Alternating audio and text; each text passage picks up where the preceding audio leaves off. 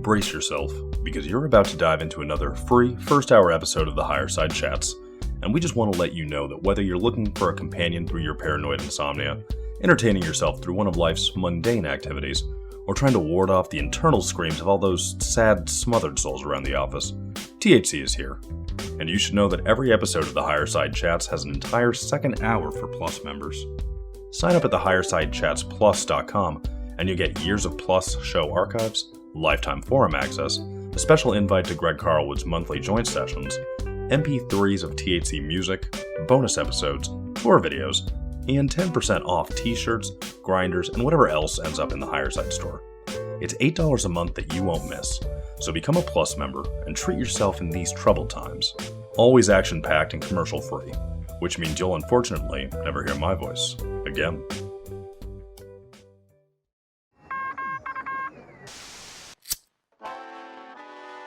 In the 1930s, President Franklin Delano Roosevelt addressed the nation through a series of radio broadcasts known as the Fireside Chats. His aim was to reassure the common man that our society would recover from its troubled times. Well, we're far from 1930, and I deal with a different kind of fire. For a new era of worldly frustration, we offer a fresh conversation. I'm Greg Carlwood, and these are the Higherside Chats. All right, people, another day, another deep dive into this weird world from sunny San Diego. I'm Greg Carlwood, and we are no strangers to the subject of the ruling elite's secret agendas, whether it be their not as advertised esoteric and occult practices, their allegiances to secret societies and think tanks you don't hear about in the news, or their empire-expanding, ever-present pursuit of complete globalization.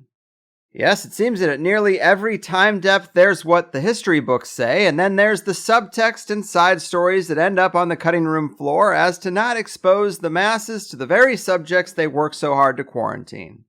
The lost history of advanced civilizations, more developed and accurate models for understanding reality and man's place in it, advanced technology, ether physics, exotic energy sources, alchemical sciences, entheogens, and the kitchen sink of secrets we learn a little more about each day.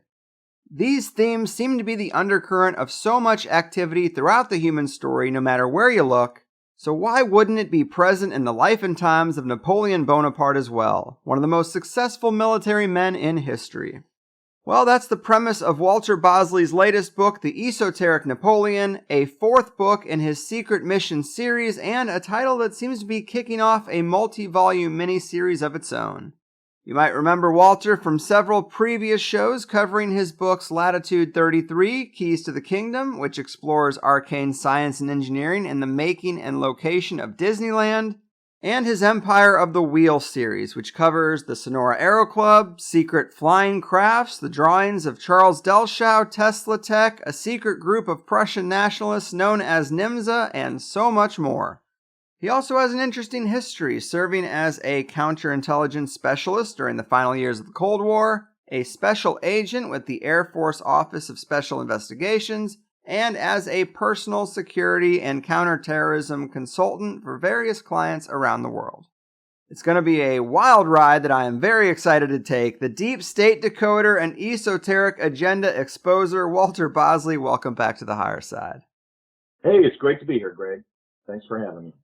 Yeah, thanks for being here. I think this is going to be a lot of fun. You've written about some pretty amazing material over the years, and you're really good at finding new places to look. When I saw The Esoteric Napoleon, I knew it was going to be a great read. I was not very knowledgeable about Napoleon in general, honestly. I'd of course heard the provocative rumor about him spending the night in the King's Chamber of the Great Pyramid and coming out all flustered, something we'll definitely get into. But to get the mental wheels turning out there, tell us a bit about how Napoleon became the subject of a new book in the Secret Mission series and this kind of thematic thread that weaves between these books. Well, it does have an interesting background. For some years now, dating back to 2014, as I recall it, Joseph Farrell and I have discussed our personal curiosities about the Louisiana Purchase. Of course, many may not know that Napoleon Bonaparte was the one that sold the Louisiana Territory to the United States. He's the one who made the deal with Thomas Jefferson. which Congress wasn't too thrilled about at the time. They felt that he exceeded his powers, but when they saw that it doubled the size of the then United States, they, kind of went along with it. So with our curiosities about the whys and wherefores of the sale, I mean, there is the known history of the political and the more expedient reasons why Napoleon sold it. But, we always wondered, what did the French find there? Did they find something before the sale? But just, there's all sorts of interesting things, not the least of which is the very curious death of Meriwether Lewis, who was very likely murdered.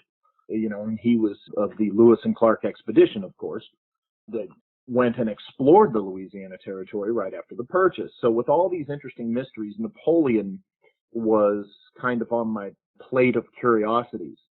And early last year, I think it was February of 2018, I went to visit Joseph with another friend, and we went to his favorite used book emporium, this huge, it was even bigger before, but they've downsized, a big book emporium where he lives.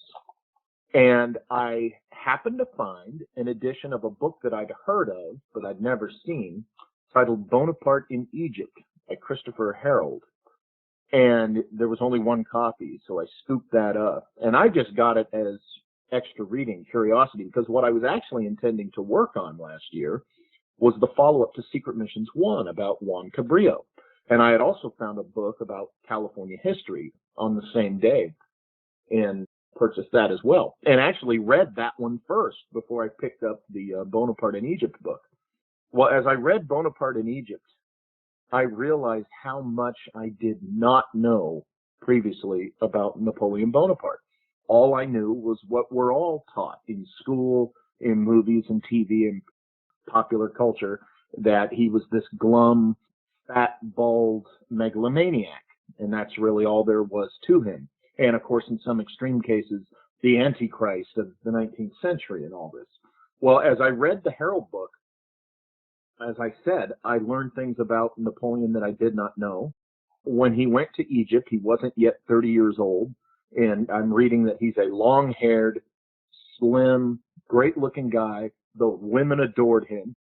Men just idolized him. I'm getting this complete different picture of Napoleon, but also in this one book, I'm learning about his fascination, his primary love for science and ancient history and those kind of world explorer type mysteries that are popular today. And again, this I didn't know about Napoleon. So as I'm reading this book, I'm realizing, wait a minute, there's a big story here. And oh my gosh, this looks like Secret Mission series material here.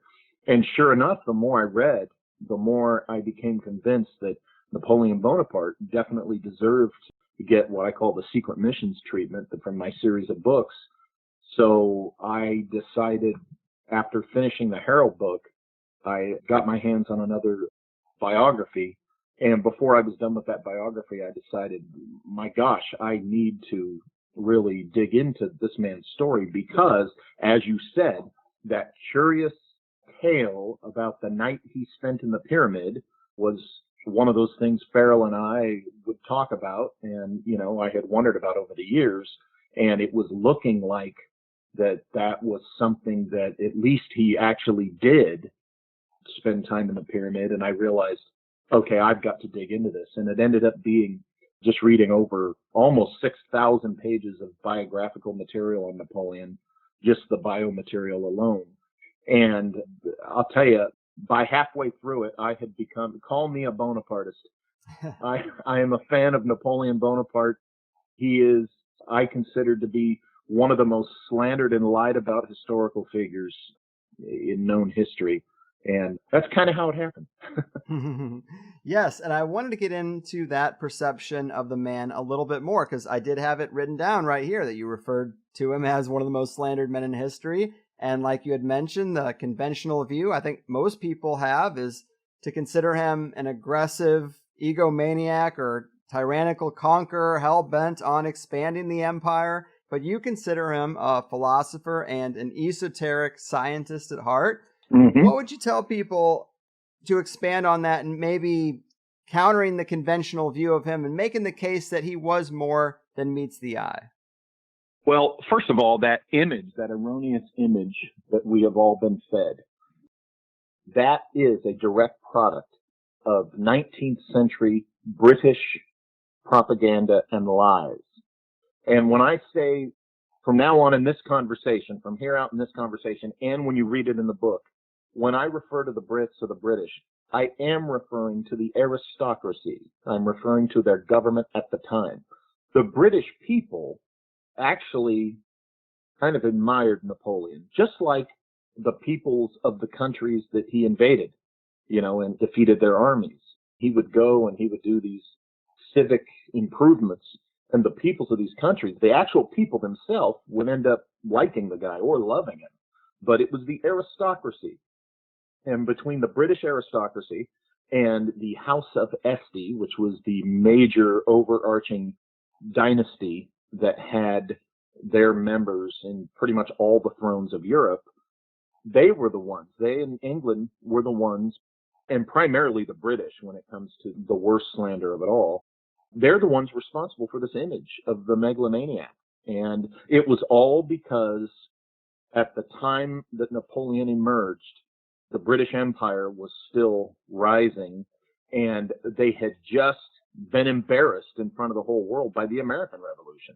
And they weren't about now to let this French upstart, as they saw him, come in and steal their thunder and prevent their vision, their determination for their empire. And that's really what the British were all about. I had never looked at the British aristocracy and their government as being as shameless, I should say, in how they handled the whole Napoleonic issue as they did during the 19th century. It's obvious when you look closely. Yeah, well, I mean, I'm not surprised that the British Empire would be capable of pumping out some pretty potent propaganda about somebody. Right. And as you mentioned, that when he conquered a place, he kind of laid out his vision, and it would make things better for the people as opposed to the elites, almost like a general Robin Hood. And this is not the perception I had. I mean, we use these terms like invader or conqueror, but apparently he only started one of the 9 Napoleonic Wars anyway. So, I mean, how can we say invader if most of them are started from the other side? Is that right?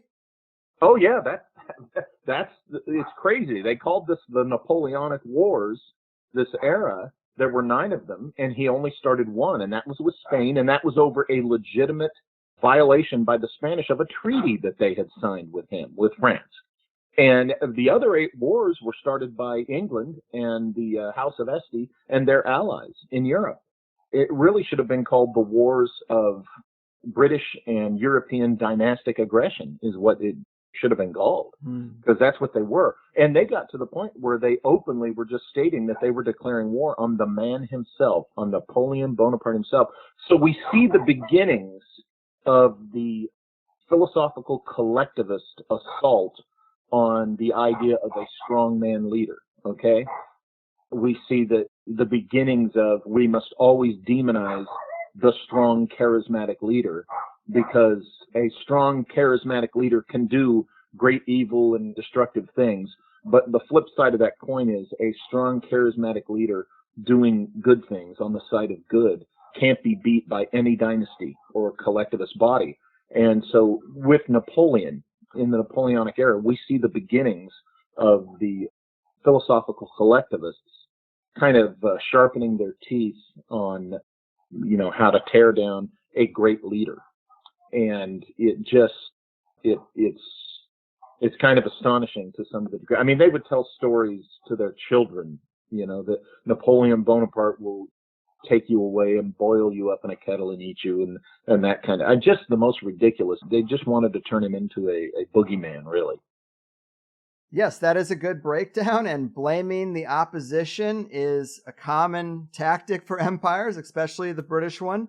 But to play devil's advocate a little bit here, I wonder if we are romanticizing him a little bit, because there are probably lots of conquerors in history who think they made improvements to the places they invaded, and I know you're a military guy more than myself, and a lot of these characters in history are also more complex than we give them credit for. but I've heard some critics give pretty insane numbers for the deaths in Napoleon's wake, and we're not just talking about soldiers. Some people have even used the word exterminate when it comes to how Napoleon felt about different cultures he encountered, especially non-European ones. And I know nothing. You know, I was just trying to prepare for this interview, and I guess I'd ask, do you consider that stuff part of the propaganda, or is the truth somewhere in the middle?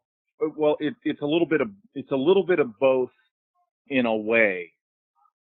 What you've got is a bunch of propaganda exaggerating what did happen. What you have are a couple of instances.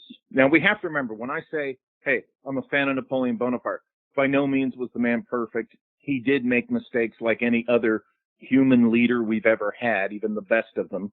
And he would admit when he realized, oh my gosh, you know, that was the wrong thing. And he would try to fix that and make reparations. So the truth is that, you know, yeah, there were some things you can point to, absolutely. But when you read the biographical material, it's nowhere near like the propaganda plays it out to be. When you look at the circumstances and the details, you find out that it wasn't as much as is exaggerated. You find out that a lot of it he was not personally responsible for, and he did not approve of what was done in certain cases. So it's kind of like you say, the truth is somewhere between the adoring fans and his greatest critics. Yes, as is often the case. And that was a pretty good response. It's just something I wanted to at least address pretty early on here. I respect that you're a fan. I really have no dog in the fight on a lot of the people we talk about, and if they were a good or bad person at heart, sure, just like John Dee or Sir Francis Bacon, or even when we talk about aspects of the top brass of the Nazi organization, usually I'm looking past the morality stuff anyway. I don't think highly of a lot of people in positions of power, but I'm more interested at this point in just using these figures as a gateway to understanding and opening up more of that secret history and esoteric knowledge that you tend to do such a great job digging up. Here's a way to look at or to describe Napoleon. He was imperfect. There were some missteps. He was by no means an Adolf Hitler, nor was he an Antichrist. And that's really a way you can put it. Fair. And to get more into the esoteric side of things, just as we've speculated with previous guests about treasures and artifacts in the Baghdad Museum being more of a priority to the invasion of Iraq than was advertised, you suggest that secret codes, mysteries, and treasures might have fueled Napoleon's conquest, particularly places in Italy to start. What might those have been? What could he have been seeking? I think in general, he was seeking any information that he could get on, how I like to phrase it, the lost technology of the forgotten civilization. Call it Atlantis, call it the Rama Empire, call it whatever you want. But whatever that lost age or golden age, some call it, of human history is, that left traces behind in, for instance, the megalithic structures or the out-of-place artifacts that are, you know, these more technologically advanced objects that shouldn't exist in the era where they were found. The clues are all over the world. I think these mysteries fascinated him. And the biographers say that his first love, intellectual love, was science and history. He was much more interested in that than politics. All the politics seemed to be just an expedient measure, you know, part of what he was thrust into. And don't mistake what I'm saying. He excelled at that. It's not that he didn't like that once he got into it, but he excelled at it. He was a civics genius. Napoleonic law still is the foundation for French law to this day. The way cities are laid out, all sorts of interesting things. Even our own street address system here in the United States and other places in the world, where it's even numbers on one side of the street and odd on the other, that's Napoleon. That was Napoleon's designs that came up with that. So he left a lasting impression, and you could say to some degree he's one of those few who helped create our modern world. up there with Tesla, in the civics way. So here was a guy who was interested in science and ancient history primarily, more than anything else. And he was a math whiz. This is why they say why he went into artillery, because math is important in artillery, and he was an artillery genius. He is still studied in war colleges all over. So this was a great passion for him. And one of the things he started doing early when he, was part of the military machine of France was he would target places that, had interest to him in this regard. Mm-hmm. So one of the things he was keenly interested in was getting his hands on any documents that had been in possession of the Vatican, that he thought maybe he could glean something from on, this ancient secrets, this ancient world that was lost. But he was also, I think, very interested in his own personal history. I think he suspected early on that he might have been of a very important dynastic line. Mm-hmm. And this was also part of why he was looking at some of these sites and pursuing some of the places and things that he pursued. Yes, well said. And definitely there is this element of a Da Vinci Code type of encoding of arts that relates to nobility and bloodlines and secret lovers and all that kind of stuff. That's definitely a big part of part 2 of this book. And you also note that when he took over a place, he did demand a list of any art uncovered, paintings and sculptures. That kind of helps to make the case that that was of heightened interest. And you mentioned things from the Vatican. I thought it was really interesting when he finally forged a peace treaty with Venice. He demanded several Navy ships, 15 million francs, 20 paintings, and 500 Vatican manuscripts. And it's like, man, that sounds like the real prize. Of course, you got to throw in some ships and some cash just to hide the fact that you really want these manuscripts. Or to keep your employer happy, right? You're doing this for your country, and the government back home expects you to get resources. So the money in the ships legitimately cover that need. But the stuff regarding the manuscripts and the art, that was his own. Now, even the art he would forward to France. That was to go for the National Museum for France's cultural tastes and interests and all this stuff. But you're right. The documents, that was primarily and all him. And what's interesting is there's that little episode where they gave him 300 manuscripts, okay? And he contacted them back and informed them, no. The agreement was 500. I expect the remaining 200. And, he got them. And what's interesting is what he was looking for in them, that can only be guessed at. Now, I'll be going into the details and pursuing the unanswered questions from this book regarding the art and the manuscripts in the second volume of this particular chapter of the Secret Missions figures. But when you look at it even from the outside, it's obvious, okay, he was looking for something arcane, clearly.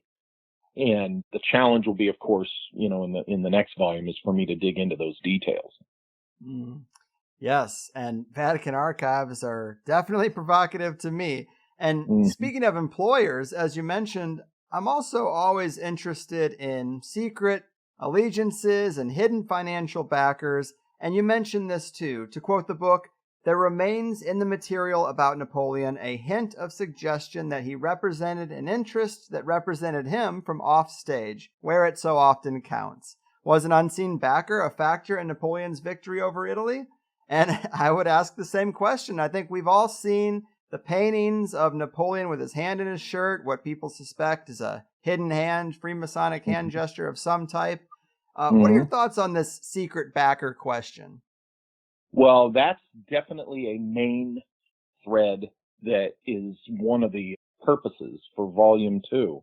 What I think about it is we have no record that Napoleon himself was a Mason. However, he was surrounded by several Masons. And Freemasonry back then was pretty open about their support of him. Okay, Masons loved him, even though he would make little jokes about them. he would still dine with them and socialize them. And of course, as I said, he was surrounded by Freemasons. But what I'm thinking, what I'm seeing, and what I'm exploring and researching right now is what I see in all this is more of an implication of a more secret society than Freemasonry, or at least one that's not so out there on the stage of history. And I'm digging into this, and this is the kind of organization that certainly Freemasons would have also been a member of. Mm-hmm. And we're looking at something a little more like the stories we hear about Jules Verne. So this would have been an organization, you know, pretty dedicated, similarly to the ideas of Freemasonry, but a little more dedicated to the mission of digging into and finding and retrieving the evidence and knowledge of the past, the lost past, and how it could shape the future. And as I said, these ideas are going to be really the main impetus for volume 2. And I think definitely that Napoleon was being guided by the hand of whatever it is, whatever it was, whoever this was, whatever the organization was. And I think that's clear in his actions and in his associations. I also suspect the Knights Templar, whatever form they were in at the time, you know, of course, to be deeply involved in the life of Napoleon. I even suggest that maybe they were involved in the matchmaking that resulted in he and his older brother's birth. So you have the Knights Templar in the mix as well. Yes, and I'm with you on the idea that oftentimes we have groups within groups. There's so much counterespionage and infiltration. You really can't use these labels. I know the conspiracy culture tends to paint with a broad brush, so it's good to break that down and be more accurate. And the first section of the 3 in your book, for me, is the real sweet spot. You start off with a bang and get straight into his expedition of Egypt, where he made a pit stop in Malta first. But tell us about some of the preparation for this trip and the stop over in Malta, the clues that point to it being more about lost secrets of esoterica as opposed to a general goal of just expanding the French Empire and its territories.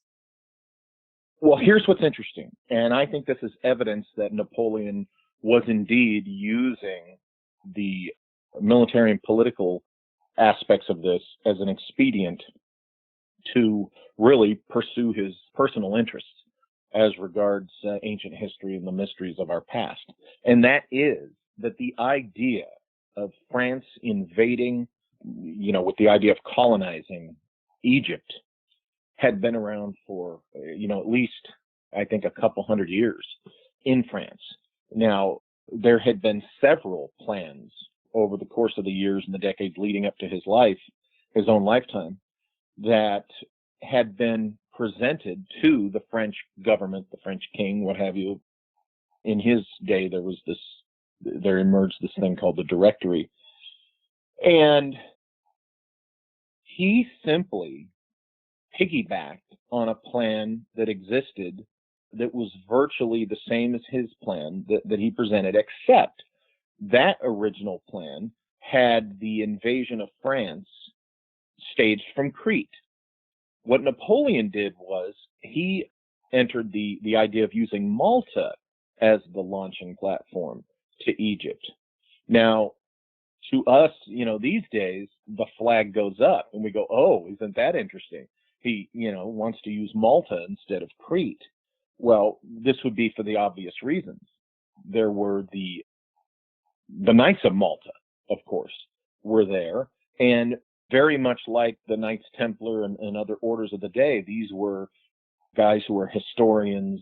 They were scholars of the arcane and the very same things that, you know, we're talking about Napoleon was interested in, that Masons are interested in and such. And of course, we know that there are some pretty curious megalithic structures and other arcane historical mysteries connected with Malta. And I argue that he was quite aware of this and that this was a primary reason that he chose Malta. Now, it so happens that Malta was also a very good strategic move. So it was perfect everything just fell into place for this guy. The stars were right. His interests, his personal interests, were the primary personal motive for going to Egypt. And it just so happened that the perfect place that he needed to go see, that he wanted to stage from, was also an excellent strategic choice. So the circumstances made it so easy for him to convince France, the French government, to back him on this, give him the resources, and let him go to Egypt. Now, let's not be naive. At the time, there were people in the French government, Maurice Talleyrand among them, who liked nothing better than the idea of getting this young upstart whose popularity was growing rapidly. They loved the idea of getting him as far away from France as possible. So they loved the idea. They supported. They said, yes, give him the ships he needs, give him the army, give him all the supplies. Let him go to Egypt. He'll probably die there, either get killed or languish, and then we don't have competition or, anyone to block our political goals and aims. So it did serve some of their more cynical desires to see him go. So for all these reasons, that it was good for France strategically, and they wanted Napoleon out of the way, they backed him. Now, he just used that because he wasn't naive. He knew what was going on with that. He said, great, I'm in command of this army, and they're going to give me what I need.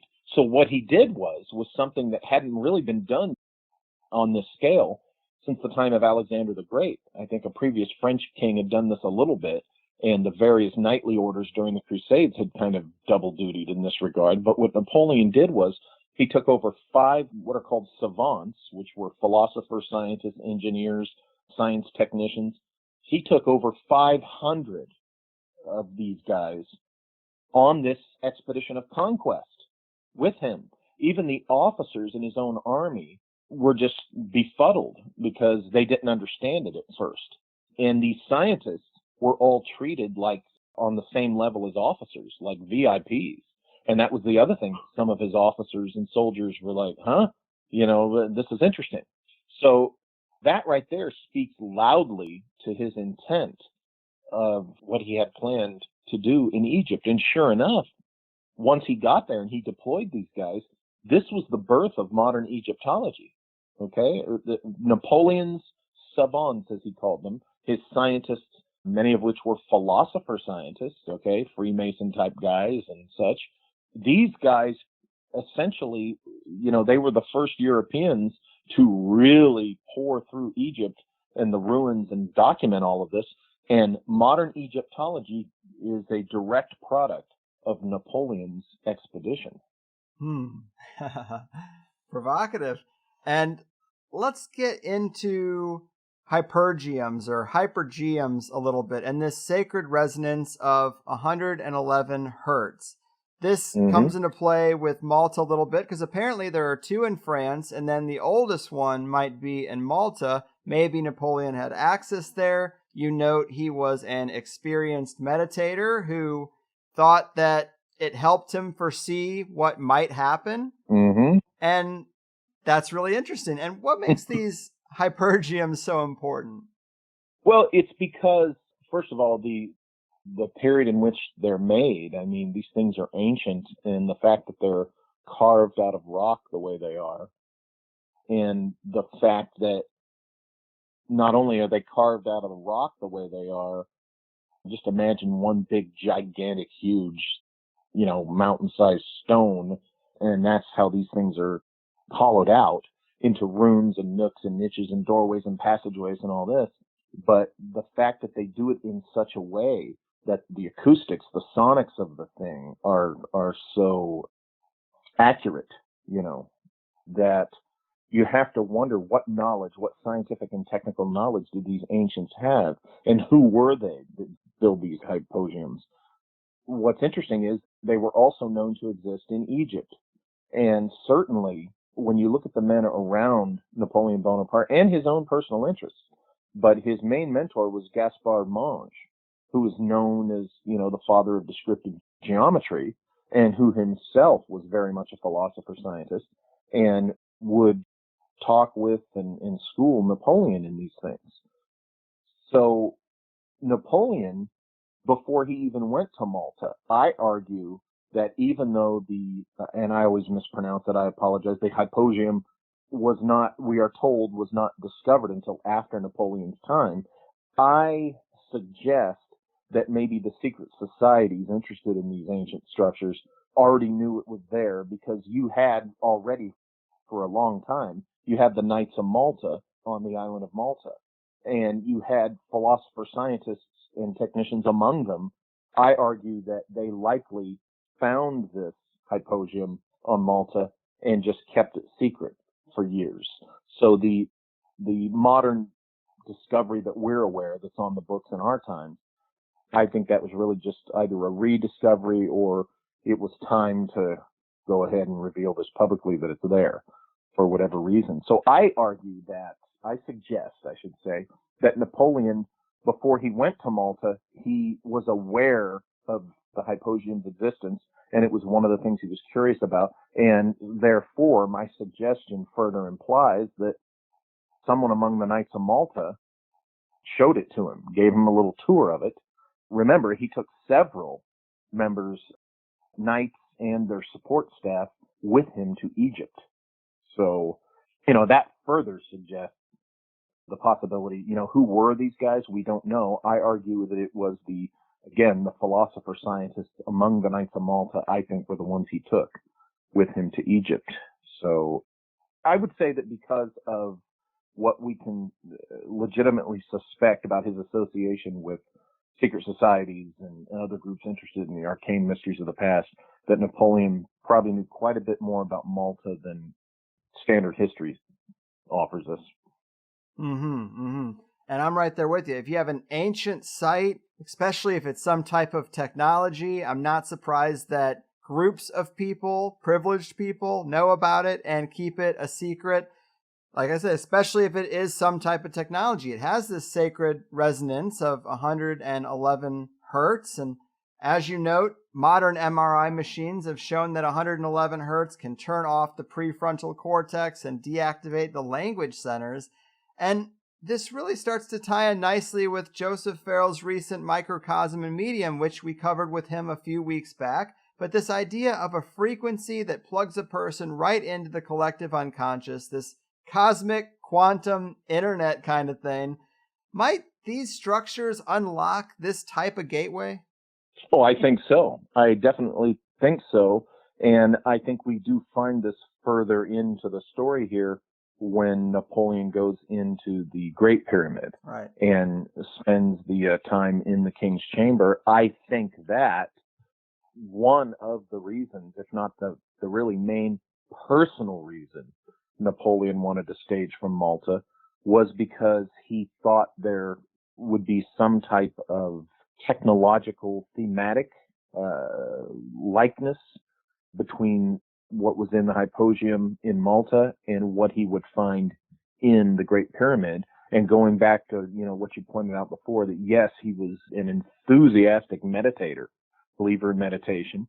And this was, I think, his primary motive as regards this particular subject we're talking about, of the acoustics of these ancient structures.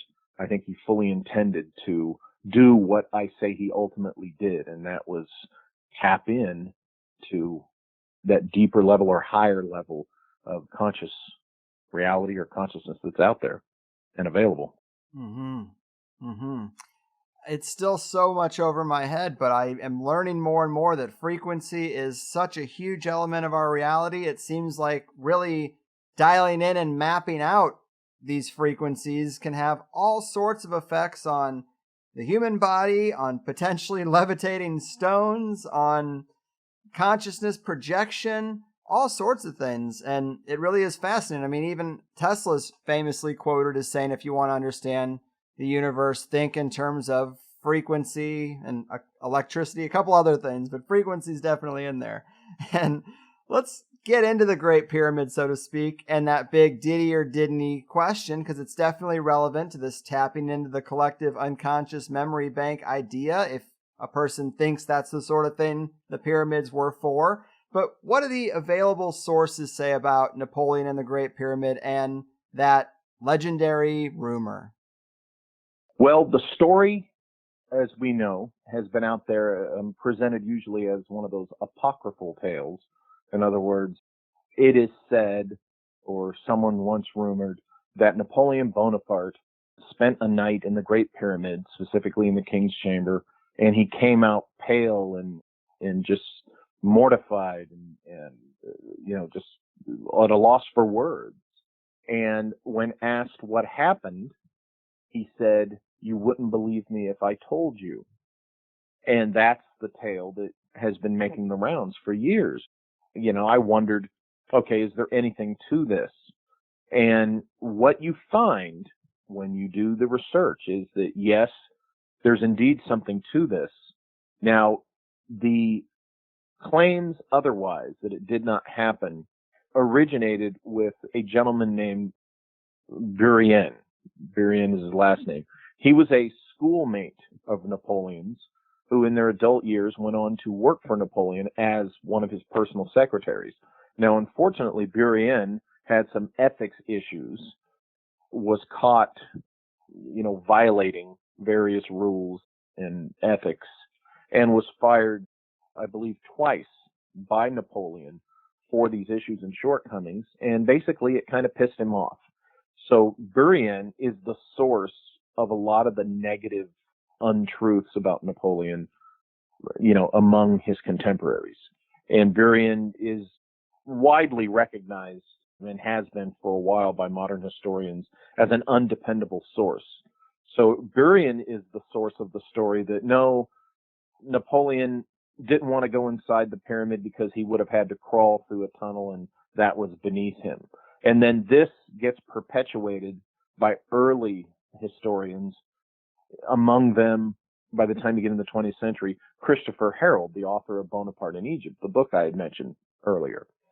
And since Harold wrote his book, really Bourrienne as a source has been mostly discredited on a lot of things about Napoleon, because when you look at the other sources, okay, all the other biographers, the contemporary sources and the journals of these guys who were there with him and all the scholarship repeatedly talks about specific dates that he spent this day or this many days or weeks at Giza, where the pyramids are, and literally at the pyramid. And it talks about him getting a tour of the pyramid inside. And it talks about even the history, more than one source, talks about how on a particular date, one of the journals of his contemporaries, on a particular date, as Napoleon was emerging from inside the Great Pyramid, he was informed of a coming military conflict at Abu Qir Bay. So, we have all these other sources that were there that talk about Napoleon spending hours, inside these pyramids. And in the Great Pyramid, in particular, he was very fascinated with it. He even said it was the thing that fascinated him and scared him most of anything in the world that he ever saw. He was quoted as saying that. So what we have are all these historical reports.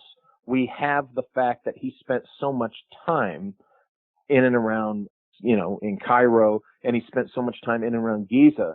So with his fascinations, with these reports of, on other dates, he was seen to emerge from being inside the pyramid and crawling all over the pyramids and such, that the specific time that is associated with this apocryphal tale about the night he spent in the pyramid for 7 hours specifically, the circumstances of all the other historical reports support that Napoleon was indeed there at the time of the apocryphal tale and did indeed, with his personal interests, and think about all the effort that he had made to get to Egypt, okay, and all the military fighting, all the stuff they had to do, all the obstacles, and he's not going to go inside the pyramids. It's a ridiculous assertion that none of the, the vast majority of the historians don't agree with that assertion either. So the circumstances and the known facts and the legitimate, reliable sources all support the idea that Napoleon did indeed, among other times, spend that particular night from the story that we hear inside the pyramid, inside the king's chamber. And when you look closer at the influence of Gaspard Monge, it makes even more sense that he spent a night in the king's chamber. Yes, I think that's awesome to point out all those sources, and it definitely seems like we have more to go on that says he was there than wasn't. And I guess one of the big questions is what the pyramids were for. Without that, it's kind of hard to extrapolate anything else, really. The ideas range from them being weapons or energy sources, or, like we said, out-of-body journey machines. All that's on the table. I've also heard stories that they found monoatomic gold in the king's chamber, and we've talked about alchemy before as well. Where do you land on the pyramids? Oh, I think it's an all of it kind of answer almost. I think it was built with an understanding of high science. It was built as some type of machine. This structure is capable of serving as a kind of a huge psychotronic processor device, so to speak. It could be weaponized, and I think at one time it probably was. It could also have been used to power a city of an advanced civilization. It could have been all these things. I don't think, of course, Napoleon didn't answer that question of what it actually was, and I don't think that was his primary intention, because that's such a big question, right? I mean, that's a big question in our day, and we're coming closer to try to answer that. But I think for him, he was keenly interested in its psychotronic qualities and possibilities. And I think that was his main focus. And I think Gaspard Monge had suspected something based on whatever he knew about the pyramid. And I think Monge was the one that nailed it. And that's what allowed Napoleon to do whatever it was he did that resulted in his experience that he wouldn't talk about. Yeah, Monge is an interesting guy. He does seem to kind of fit that wise wizard advisor archetype for Napoleon. And you mentioned the Monge Point, some geographical proof that relates specifically to seeing layers or depth or underpinnings of a tetrahedron or a pyramidal shape. And that's a curious connection as well. Yes, it's the Monge Point is a point in a tetrahedral object or pyramidal object. A pyramid falls within the category of, when you dig into the Monge Point, it's that point at which multiple dimensions intersect. Now, Monge, of course, came to this mathematically, and I think he wanted to test his idea in the Great Pyramid because his knowledge of the pyramid at the time, and then certainly what he built upon between the time they first arrived at Giza and could actually get, their hands, so to speak, on the pyramid and look at it, and the time that Napoleon actually had his episode. This was almost a year. This was several months. So Monge had a bunch of time to look at the king's chamber, look at the dimensions of everything, do his calculations, and apply this concept we call the Monge Point to human consciousness, of a human being inside the pyramid. And of course, he used his protege, Napoleon Bonaparte, who was a serious practitioner of meditation, as the test subject. Now, I say it in the book, I'm going to admit right here, I'm not a math guy, okay? Those technical aspects of this book were the most difficult for me to write, and I paid the most close attention as I wrote those parts, because I knew that, okay, I got to get this right, because this is some deep stuff here. Now, someone like Joseph Farrell or someone who's more adept at math, will more easily pick up the concepts, but essentially that's what we're talking about. Was Gaspard Monge had some ideas about the pyramid, and he used his protege as his guinea pig, as it were, his willing guinea pig. I love it, man. I think you're absolutely right. There's some kind of connection between geometry and mathematics on paper and how they relate to the real reality. It's why I think Masons are so tied up in esoteric knowledge, is because there is a correlation there between the techniques they use to build and unlocking reality and multiple dimensions and consciousness and that whole Pandora's box of paranormal stuff that we talk about on shows like this. Yeah, and I didn't mean to gloss over by any means. People are wondering, well, what did happen to Napoleon in there, and what did this Monge point have to do with it? What I think we're talking about here, here's what I suggest, here's my speculation, is that Napoleon Bonaparte, the master at meditation already, he goes into the king's chamber, he lays down inside what is popularly called the sarcophagus, but there was never anything to indicate that this pyramid was a tomb, the king's chamber was ever a tomb. And he lays down inside this thing, and he begins to meditate at the Monge point. It is my argument that the sarcophagus, that is where you find the Monge point of the Great Pyramid. And I think Gaspard Monge knew this. He had calculated it. And that's why, he had Napoleon do that. I think Napoleon laid in that sarcophagus, and during those 7 hours, he was able to connect his consciousness through meditation to the physical, not, Monge calculated it mathematically, but, the idea was that there was a physical, actual Monge point as kind of a port, like a computer port on the back of your computer that you plug in the USB cord to, right? And Napoleon plugged his consciousness into that Monge point inside the so-called sarcophagus, the granite box, and took just a wild ride of his life through time and space. Yes, I would say that's a solid hypothesis. It's definitely provocative, and it's definitely in the wheelhouse of things that I would entertain as possibilities. And as we close this thing out, is there anything else we should tell the people about? New books in the works, your website, or maybe TV adaptations of your books? Anything we should throw in? Well, the dramatic series development of the Empire of the Wheel books is getting really close to the next stage, and that would be the association with a network and such. It's looking great. The producer has shared with me the concept of the series and the historical figures and the fictional characters that are interwoven into it. So that's going really well. I'm working on some other publishing projects and working on a little bit of fiction. I'm doing, of course, some nonfiction research at the same time on a book about Asian mythology and black magic and dark things. Wow. So a book about that might emerge here soon. And of course, my books are available at lulu.com, Lulu.com. And let me think. I, of course, have the Walter Bosley channel at YouTube. But yeah, that's about all I can think of off the top of my head right now. Nice. Well, you're a busy man. Good luck with everything. You wrote a great book here, raised a lot of interesting questions, and I look forward to more. Until then, take care out there, and thanks again for your time.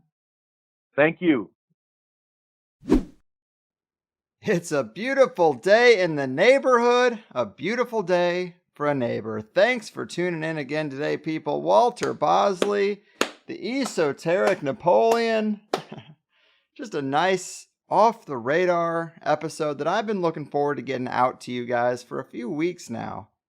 Of course, a big part of my job is scouring the internet for good topics, and oftentimes that means going back to some of my favorite guests and seeing if they have anything new out. And I contacted Walter right away when I saw this book and said, hey man, I've already ordered it. Give me a little time to read it, but you'll come back and talk to me about this, right?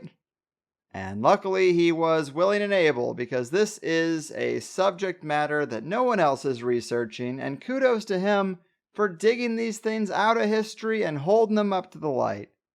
I definitely learn a lot every time I talk to Walter, from that first conversation about Latitude 33 all the way right up to today.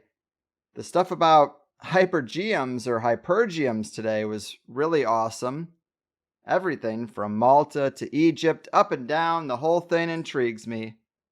And fortunately, it's a pretty natural place to start an interview about a book with part 1 of the book, and praise be, wouldn't you know, it was also my favorite section. Merovingian bloodlines are provocative, as is dodging your sentencing to exile and moving to the new Atlantis instead. But part 1 really did it for me. Though Walter does make a really great case that Napoleon lived out his days in America, not exiled on an island. And not only is it a pretty compelling argument on its own, it fits my general view of things that the upper echelons never really face any punishment. Sure, in a war we'll let a couple thousand soldiers die per side, but the top brass, or when it comes to assassinations, anyone who's acting on behalf of the cabal, is generally captured alive or they escape and just don't face a lot of consequences in most cases.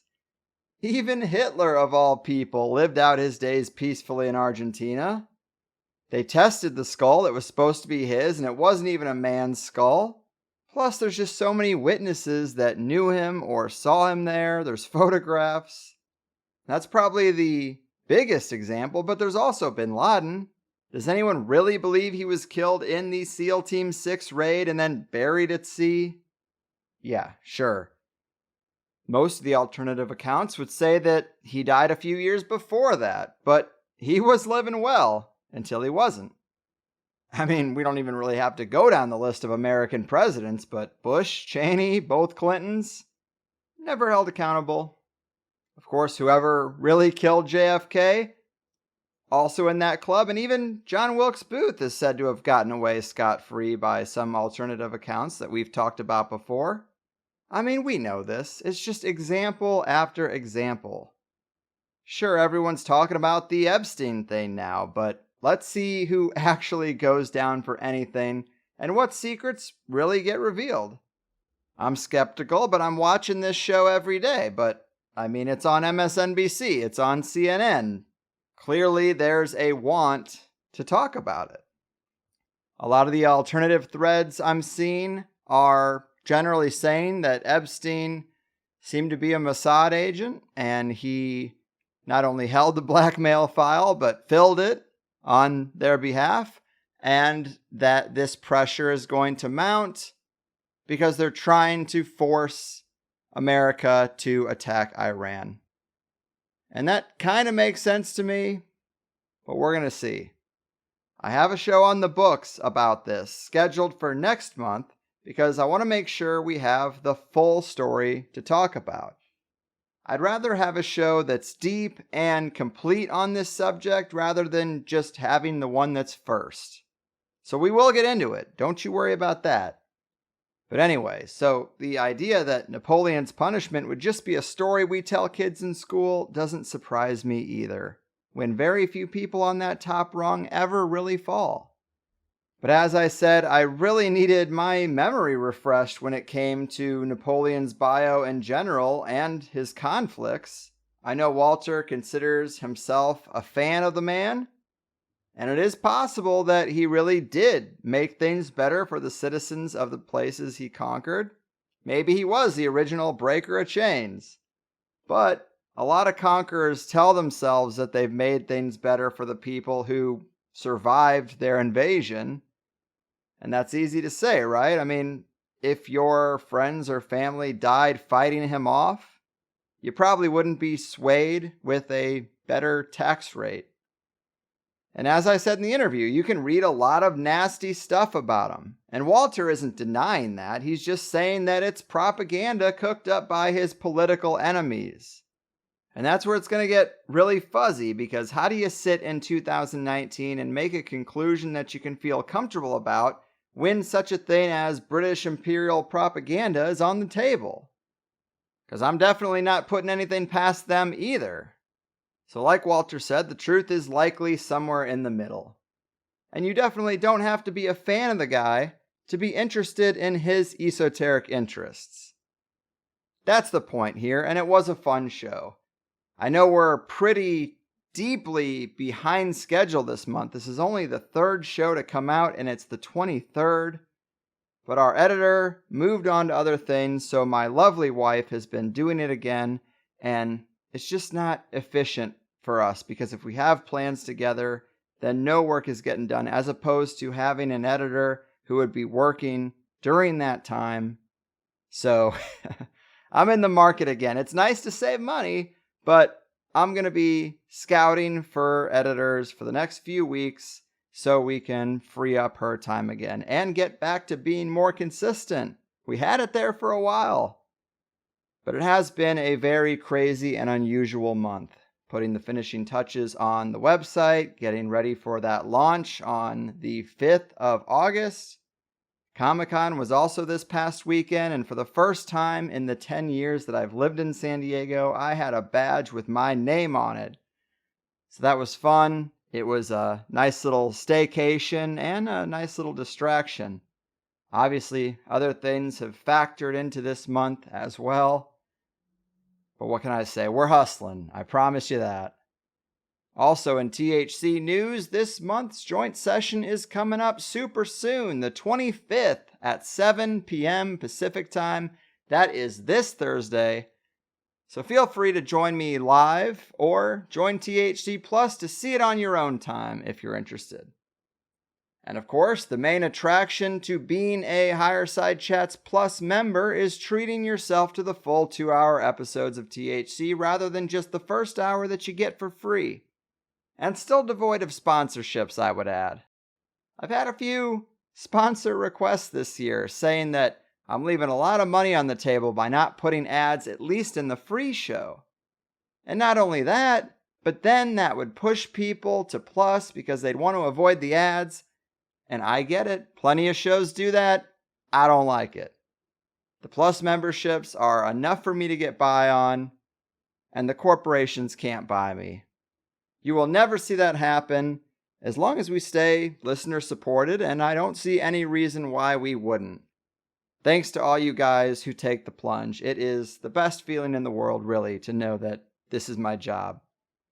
And so, like every episode, you can listen to twice as much show today with Walter, where we get into stuff like the 1,000-year conspiracy, an expose on an old Prussian group that loves to infiltrate their enemies and then play them against each other, known as the Society of Lizards. Definitely something you don't hear about every day, and also very fascinating. And as I kind of mentioned in this wrap-up, we got into that question of if the real Napoleon was the one that was actually exiled. And I'll tell you, I am not so sure. And then, towards the end of the show, we had to save some time for ufology because it's been such a staple of Walter's previous appearances. He has this military and counterintelligence background, and of course, it's so hot right now. But we got into how Walter's background actually affects his thoughts and analysis of the current ufology news, and I appreciate his analysis there as well. All interesting stuff. I try to make it worth your while. In fact, I tried to build THC to be a triple win. We focus solely on the guest and promoting their work in a professional fashion to a decent-sized audience, so they win. And we have the Plus system, so I can afford to do this for a living, and instead of just asking you for donations and you getting nothing, or making you listen to ads, you can make the choice to say, hey, I like THC and the way this guy interviews people, I gotta hear those full shows. And right there, I'm counting 2 more wins. So come over to the Plus side. You'll love it, I'll love it, and we'll be best friends. But I guess I'm getting out of here. Big thanks again to the Boz, Walter Bosley, never one to disappoint. And I'll see you next time. Your move, secret mission takers, bloodline makers, and island exile punishment fakers. Your fucking move. No one knows what it's like to be the bad man, to be the sad man behind blue eyes. And no one knows what it's like to be hated, to be fated to telling only lies. But my dreams aren't as empty as my conscience seems to be. I have hours only lonely since they exposed me on THC.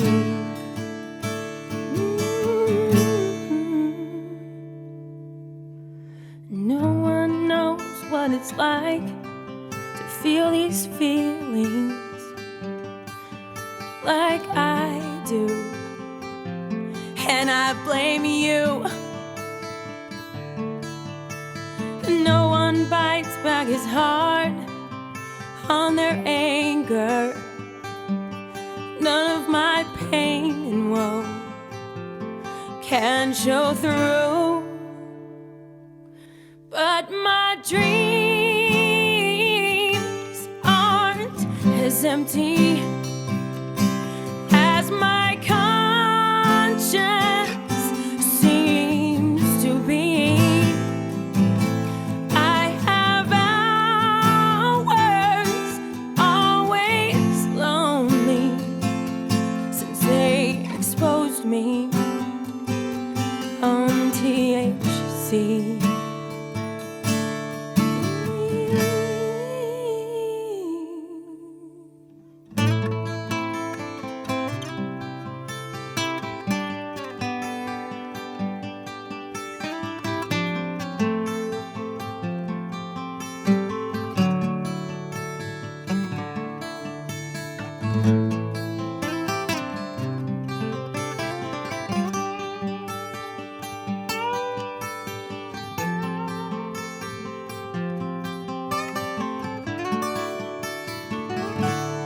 But my dreams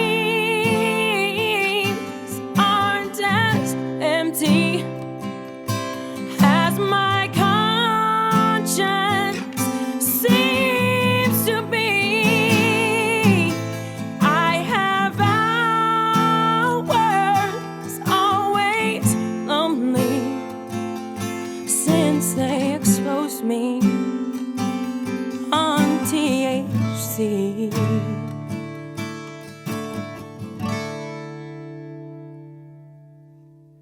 No one knows what it's like to be the bad man, to be the sad man